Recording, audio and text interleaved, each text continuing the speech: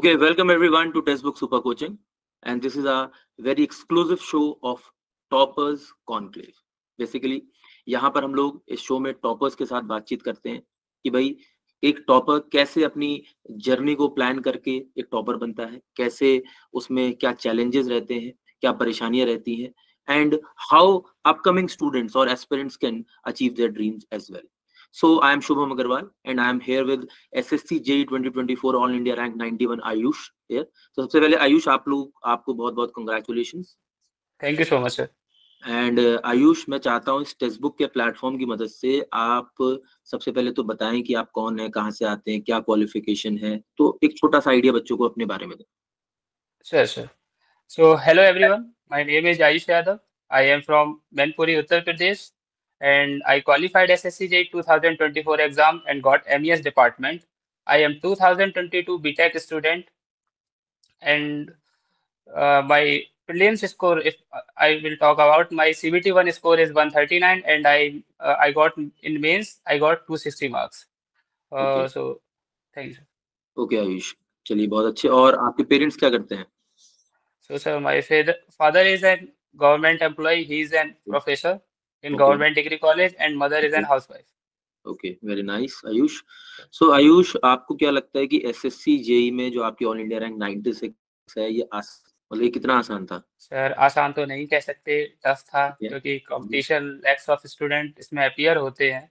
Sir हर साल की तरह टफ था, बट सर आसान बनाया जा सकता है अगर किसी भी जर्नी को अगर हम एक प्रॉपर स्ट्रेटजी फॉलो करें. तो सर उसी के थ्रू मैंने ऐसे प्रॉपर स्ट्रेटजी फॉलो की तो थोड़ा आसान बनाया, बट टफ तो था सर इस बार. ओके, तो थोड़ा सा मैं जानना चाहूंगा कि क्या स्ट्रैटेजी आपकी रही, क्योंकि बहुत से स्टूडेंट आपके इस वीडियो को देखेंगे और आपकी स्ट्रैटेजी से सीख सकते हैं.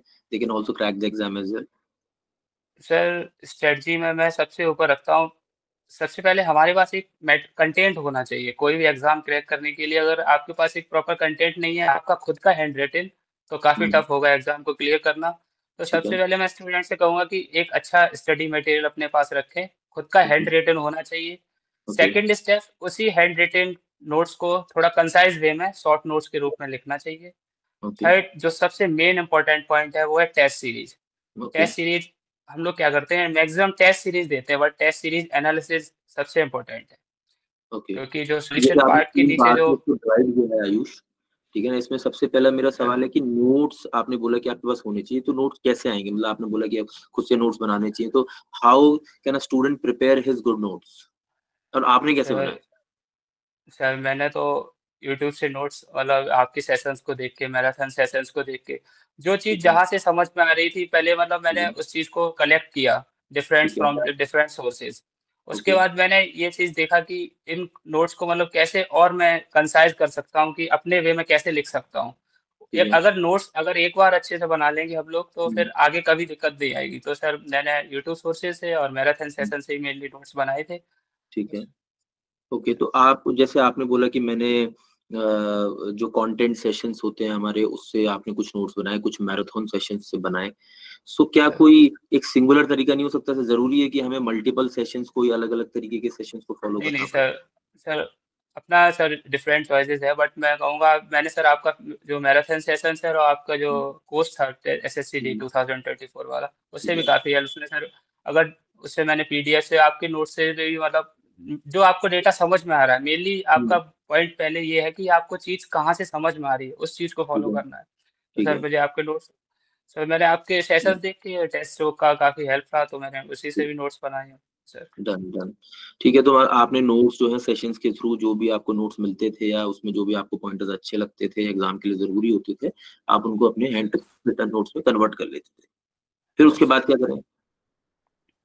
उसका जब नोट्स आए हैं सर, नोट्स के तुरंत बाद पहली चीज तो टेस्ट सीरीज नहीं लगानी चाहिए. सबसे पहले हमें पीवाईक्यू एनालिसिस करना चाहिए कि किस टॉपिक से ज्यादा नोट, मतलब क्वेश्चंस रिपीट हो रहे हैं. उस टॉपिक को एक अलग शॉर्ट नोट्स के रूप में लिखना चाहिए सर. और उन शॉर्ट नोट्स को मल्टीपल रिवीजन थ्रू फिर देन पीवाईक्यू फॉलो करने के लिए. आफ्टर कंप्लीटिंग पीवाईक्यू, उसके बाद टेस्ट सीरीज पे आना चाहिए टू वैरायटी ऑफ क्वेश्चन. क्योंकि जब से सर सीबीटी 2 आया है, ऑब्जेक्टिव क्वेश्चन में कोई पैटर्न नहीं है, कभी नया क्वेश्चन बन सकता है, repeated follows, less amount of repeated question follow होते हैं.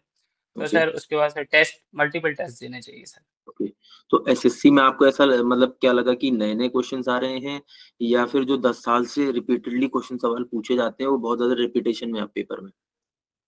सर सर कोई भी एग्जाम है जैसे एसएससी में भी यही होता है कि हुँ, 50% 40% क्वेश्चन तो रिपीटेड होते हैं। ठीक बट है। सर जो सिलेक्शन हमें मिलेगा वो एटलीस्ट हुँ, सर जो 20% एक्स्ट्रा क्वेश्चन है उन्हीं से मिलेगा, क्योंकि 60-70% तो सर मार्क्स अब आप देख ही रहे हैं कट ऑफ कितना जा रहा है। तो ठीक सर है। वो तो सभी ला ही रहे हैं, लेकिन जो एक्स्ट्रा क्वेश्चन है, जो वैरायटी हुँ, जो चेंज हो रही है सर, हुँ, वो ही सिलेक्शन दिला रही है। तो सर उसके लिए तो ओके, टेस्ट सीरीज फॉलो ही करना चाहिए, मल्टीपल टेस्ट को। ओके। और जैसे कि आपने कहा कि इससे पहले भी आपने एसएससी का पेपर दिया था, सर तो सर उसमें प्री में कितने नंबर थे आपके? सर 326 मार्क्स थे उसमें मेरे। प्री में? प्री में सर 124 मार्क्स थे, और सर रिमेनिंग में इसमें था। और इस बार 139 है। इस बार 139 है सर। ठीक है, तो पहले जैसे कुछ कम नंबर थे, अभी कुछ ज़्यादा नंबर हैं, तो आपको क्या यस लगता सर। है कि ये चेंज आपने कैसे अचीव किया प्री में ही? सर सर पिछली बार क्या था, जैसे मैं जो रीजनिंग पार्ट था उसको हुँ, बहुत लाइटली लेके गया था कि रीजनिंग तो ठीक हो है। ही जाता है, रीजनिंग हुँ, एसएससी का इजी आता है। बट सर हुँ, रीजनिंग का क्वेश्चन का एक पैटर्न होता है, हुँ, अगर आप उस पैटर्न को नहीं क्रैक कर पा रहे तो वो क्वेश्चन आपसे सॉल्व होगा ही नहीं, और वो आएगा ठीक है। मल्टीपल मतलब प्रैक्टिस करने से। तो हुँ, सर इस बार ठीक है। रीजनिंग पे काफी अच्छा फोकस किया। हाँ, कई तो बच्चे मैंने जीएस। देखा है रीजनिंग को बहुत ज़्यादा हल्के में लेते हैं, ऐसा सर सर नोटिस किया है। Sir yes sir. तो आपको लगता है इतना हल्के में लेना चाहिए रीजनिंग? नहीं, नहीं सर, रीज़निंग बिल्कुल नहीं। 50% 50 मार्क्स आते हैं सर, 50 मार्क्स रीज़निंग ऐसा पोर्शन है, अगर आपने उसे क्रैक कर दिया तो सर मैक्सिमम हुँ, मार्क्स उसी में अटेन कर सकते हैं। तो सर रीज़निंग को बिल्कुल हल्के में नहीं लेना है, और रीज़निंग अब थोड़ा स्टैंडर्ड हाई होता जा रहा है धीरे-धीरे, हुँ। मैं देख रहा हूँ। थोड़ा मैं भी आपकी मदद से ये कहना चाहता हूँ कि रीज़निंग में क्या है कि थोड़ा कंपैरेटिवली बाकी सब्जेक्ट से हमारे लिए ईज़ी बैठता है। बट इसमें सर सर टाइम का बहुत इम्पोर्टेंस है यस सर कि यस रीज़निंग सर आपके लिए स्कोरिंग है, लेकिन आप उसको ज़्यादा यस समय नहीं सर दे सकते पेपर में। तो आपकी यस जितनी सर अच्छी यस प्रैक्टिस होगी, आप तेज़ी से यस सर रीज़निंग को आसानी से सॉल्व कर सकते हैं और 50 में से 48, 49 आराम से अचीव कर सकते हैं। ईज़िली मतलब yes at sir easily most minimum आप कह सकते हैं कि 45 तो ईज़िली अचीव कर सकते हैं। सही कह रहा हूँ मैं? यस सर बिल्कुल श्योर सर। और दूसरा बट फिर क्या सर ऐसा रहा कि आपके नंबर बढ़े पहले के कंपैरिज़न में रीज़निंग के अलावा?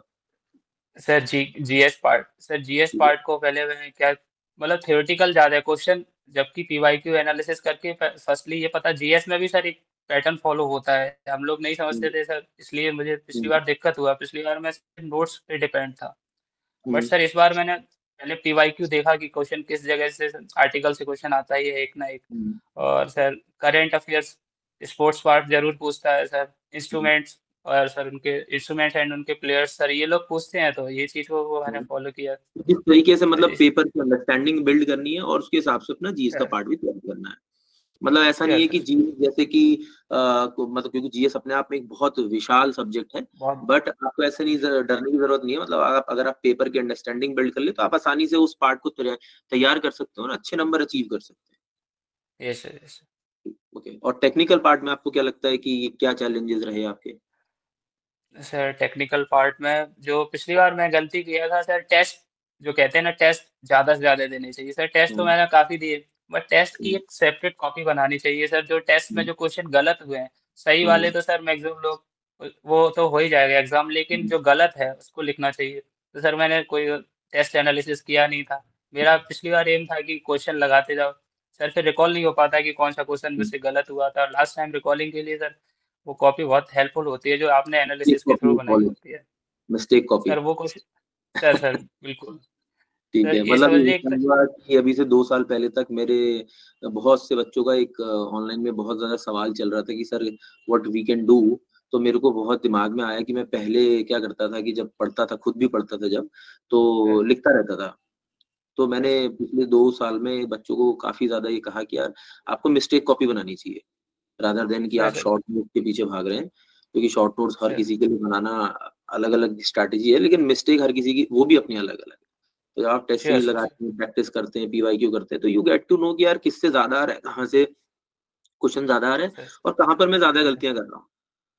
तो बिल्कुल सर। वो गलतियाँ अगर आप आखिरी के 2 दिन में देख लेते हैं और आपके पास सेपरेटली वो अवेलेबल है, तो आप एग्ज़ाम में चांसेस है कि कम गलतियाँ करेंगे।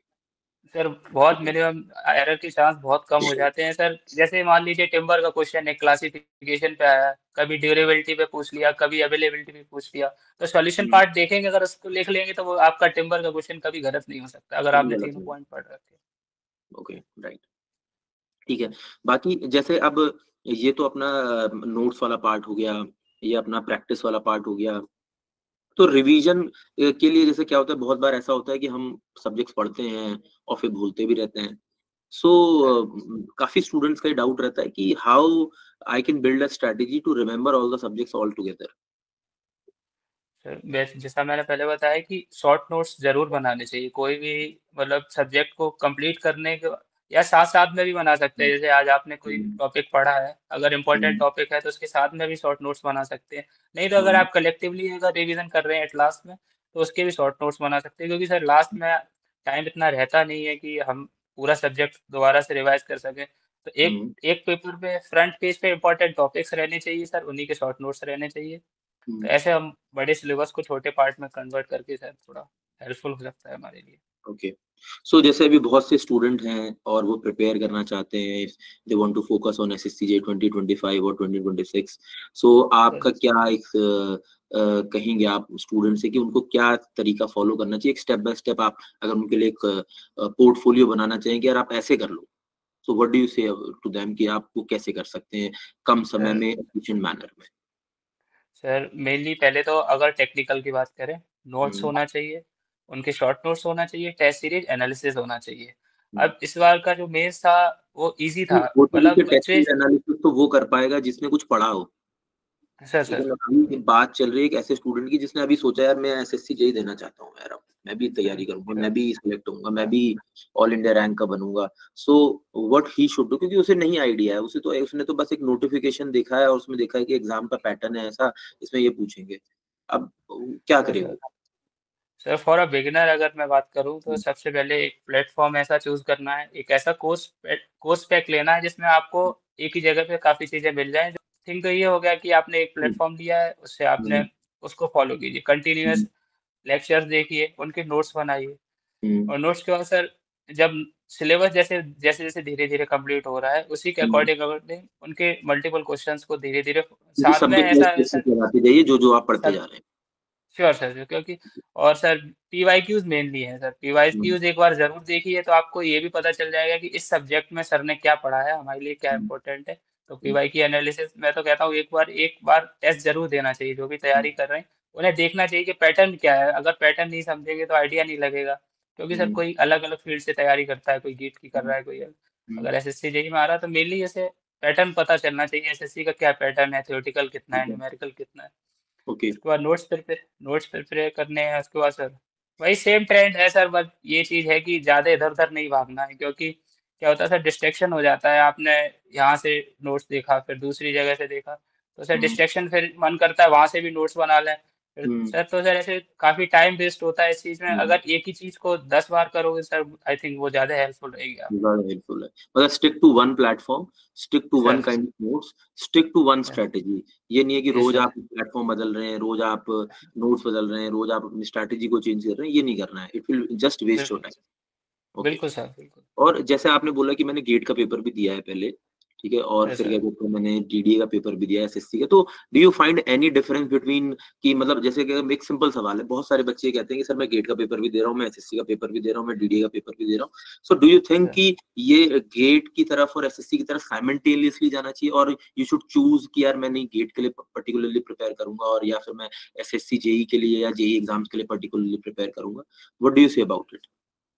सर इसमें तो सर स्टूडेंट स्टूडेंट वेरी करेगा। जैसे कोई एसएससी जेईई का किसी को जॉब चाहिए है सर, और कोई आईआईटी में किसी का ड्रीम रहा है कि अगर मुझे आईआईटी में ही जाना है, तो सर जैसे मेंस तो के मतलब थ्रू उसको नहीं जा क्या पाए जेईई ये में। क्लैरिटी रखनी चाहिए कि मेरे को गेट की तरफ जाना है एसएससी की तरफ या वो बस एक आँख बंद करके पढ़ना चाहिए कि यार मैं गेट एसएससी जो आएगा बस देता जाऊँगा, ऐसा टाइप क्या नहीं करना नहीं चाहिए? सर, नहीं सर, ऐसे तो फिर डिफिकल्ट हो जाएगा, क्योंकि गेट का सर थोड़ा हाइयर कॉन्सेप्चुअल भी है सर, हुँ, न्यूमेरिकल भी उसमें हाई है।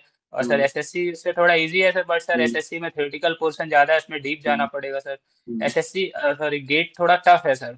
हुँ, अगर आप गेट प्रिपरेशन कर रहे हैं तो आपको थोड़ा एसएससी में थोड़ा टफ पड़ेगा, बट ये है हुँ, कि टेक्निकल आपका पावरफुल रहेगा तो आपको इसमें हुँ, ज़रूर हेल्प मिलेगी। बट सर पर एसएससी में तो आना है तो आपको रीजनिंग, जीके, जीएस पार्ट, ये सारी चीजें भी, तो सर थोड़ा एडिशनली रेडी डिस्ट्रैक्शन तो करनी, होएगा। सर और सर टेक्निकल के सब्जेक्ट्स भी वहाँ पर थोड़े अलग तरीके से पूछे जाते हैं, यहाँ पर अलग तरीके बिल्कुल से सर, पूछे बिल्कुल जाते हैं। कुछ बिल्कुल सब्जेक्ट्स यहाँ सर, पे वहाँ ज्यादा इंपॉर्टेंट है, वहाँ पे लीस्ट इंपॉर्टेंट है। तो बिल्कुल सर, जैसे बीएमसी पार्ट है बिल्डिंग मटेरियल्स, वो गेट में उसका काफी कम वेटेज है, बट एसएससी में सर 12 to 15 मार्क्स आते ही हैं वहाँ हमेशा। पर 12 से 15 नंबर है ही है, और वहाँ पर 1 नंबर की आती है। बिल्कुल सही बात है आपकी। बिल्कुल बिल्कुल।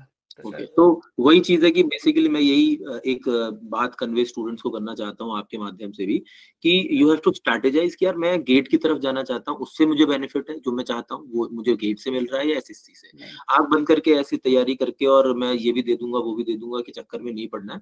उससे क्या होगा कि ना गेट निकलेगा ना एसएससी, क्योंकि आप दोनों की जो वेज़ ऑफ प्रिपरेशन है वो वे डिफरेंट है। बहुत डिफ इससे बहुत डिफरेंस। Okay, right. सर गे तो सर 2 यही नाव पे सब है। पैर पैर रखें सर। या आयुष, यही सब है, छोटी-छोटी मिस्टेक्स जो होती हैं हम लोग जब प्रिपेयर करते हैं तो करते हैं।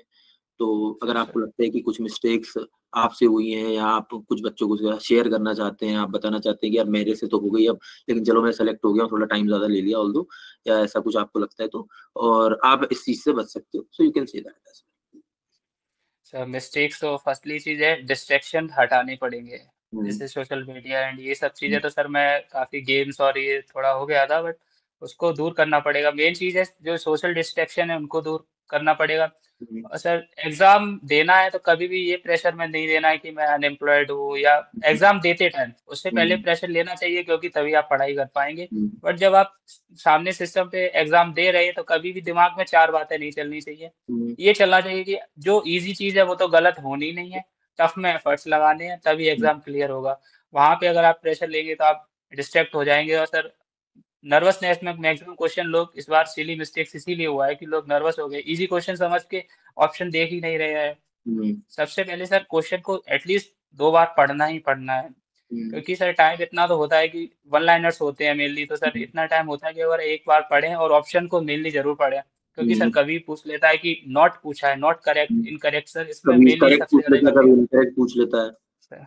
हाँ, तो सर ये मतलब गलती तो आपका कभी प्रेजेंस नहीं ऑफ करनी। माइंड काफ़ी अच्छा होना चाहिए पेपर के अंदर, कंसंट्रेशन आपको अच्छा रखना है, क्वेश्चन के ऊपर काफ़ी ध्यान देना है और पेशेंस के साथ करना है, बेसिकली आप ये कह बिल्कुल सकते हैं। सर, बिल्कुल। ओके। यस सर, और कभी भी ईज़ी मतलब सिली मिस्टेक्स नहीं करनी है। अगर सिली हुँ, मिस्टेक्स आप कर देंगे तो आप वैसे ही हज़ारों लोगों से पीछे हो जाएँगे। हुँ, और सिली मिस्टेक्स के लिए कभी भी टॉपिक कोई छोड़ना नहीं है। कभी लगता है कि ये बहुत ईज़ी है, इसे तो मैं एग्ज़ाम में कर ही दूँगा, बट सर माइंड से फॉरगेट हो जाता है वो चीज़। इसलिए हुँ, कभी भी ईज़ी और टफ कुछ नहीं है। टफ होता है तो सर उसको 2 बार पढ़ना है, बट ईज़ी को भी एक बार ज़रूर देखना है। ये नहीं कि उसे बिना देखे जाना नहीं है बिल्कुल एग्ज़ाम में। ओके। बाकी लास्ट टाइम में मेनली मेनली क्वेश्चन्स को, नंबर ऑफ अगर सिली क्वेश्चन्स, वैरायटी मिस्टेक्स, ऑफ अगर क्वेश्चन आपको को। लगता है कि सिली मिस्टेक्स हो रही है तो क्या करे एक स्टूडेंट? कैसे उसको, मतलब उससे कैसे बचे?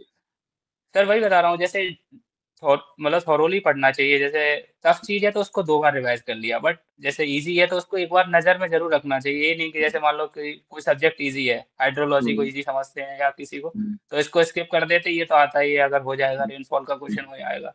बट सर कभी हुँ, फैक्चुअल डेटा है, कभी स्किप हो ही जाता है दिमाग से, तो हुँ। एटलीस्ट उसको एक बार देख के जाना चाहिए। उसको देखते ज़रूर सर रहें, ऐसा ना उसको लाइटली ना बिल्कुल, लें उसको, क्योंकि बिल्कुल सर। अगर आप प्रॉपर रिवीजन नहीं कर रहे हैं, बस बेसिकली आप ये कहना चाहते हैं कि रिवीजन में आपके चाहे वो आसान लग रहा हो, चाहे मुश्किल होना ही चाहिए, और बिल्कुल सर। आप ऐसा ना सोचें कि यार ये तो आसान है, क्या करना है इसको रिवाइज़ करके, क्योंकि वही आपकी सिली यस सर। मिस्टेक्स बन जाएँगी आगे चल के। सर, बिल्कुल। Okay, nice. यस ठीक है सर। आयुष। तो वही है, ये छोटी-छोटी मिस्टेक्स ही हैं जो हमसे सीखनी होती हैं, एंड आने वाले लोग यस जो सर। हैं वही इन छोटी-छोटी मिस्टेक्स आपकी वीडियोज़ से और जितने भी एस्पिरेंट सेलेक्ट हो रहे हैं उनकी मदद से कहीं न कहीं 2-4 चीज़ें आपसे सीख रहे हैं, 2-4 चीज़ें हर एक एस्पिरेंट से सीख रहे हैं, एंड यस कहीं न कहीं अपनी प्रिपरेशन में एक हेल्प आप लोगों की ले रहे हैं, एंड दैट इज़ ग्रेट। ठीक है। Sure sir. सो बस यही है आयुष, अपनी छोटी-मोटी चर्चा हमारी ऐसे चलती रहती है, हम लोग बातचीत करते सर, सर, रहते हैं। सर। बाकी सर, अभी सर, आप लोग, आपको एक ग्रुप में ऐड कर दूँगा मैं, ठीक है? अचीवर्स ग्रुप सर, है, तो जो भी बच्चे सर, सेलेक्ट हो जाते हैं उसको उसमें ऐड कर देते हैं, सो दैट कि आपको सर, डीवी वगैरह में भी अभी प्रॉब्लम आएगी थोड़ी बहुत, ठीक है? सर, सर, तो आप लोग आपस में उसमें डिस्कस कर सकते हैं। प्रीवियस सेलेक्टेड कैंडिडेट्स भी हैं उसके अंदर, तो they will help you.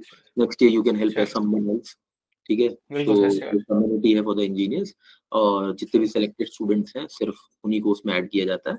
So I will sure, add you to that, and ठीक है?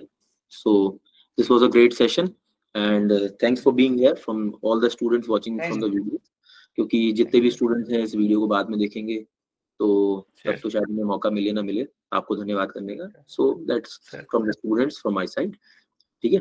एंड चलिए, चलिए अच्छा करिए, have a bright future ahead and Thank you so congratulation much, sir. To you and your family as again. Thank you so much, sir. Thank you so much. Okay okay, thank you Ayush. Thank you, sir. Thank you.